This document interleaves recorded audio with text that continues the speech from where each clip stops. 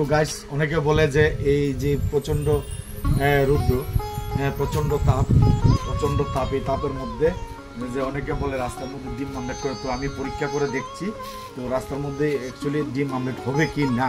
তো আমি একটা থাল নিয়েছি, থালটা রাস্তার মধ্যে রেখে দিচ্ছি কিছুক্ষণের জন্য। তো তোমরা গাইস দেখতে থাকো।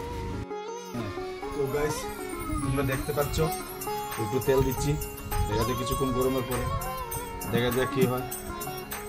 হ্যাঁ, তো আমি ডিমটা দেখো দেখো দেখো দেখো দেখো দেখো দেখো দেখো দেখো দেখো আমলেট হয়ে যাচ্ছে। তো দেখো গাইস ডিমটা আমলেট হয়ে যাচ্ছে। দেখতে পাচ্ছ, দেখো দেখো দেখো দেখো দেখো দেখো দেখো দেখো কি অবস্থা। তো ডিমটা তোমরা দেখতেই পাচ্ছ, তেলও দিয়েছি, এখন ডিমটা আমলেট হয়ে গেছে। তো তোমরা দেখতে পাচ্ছ।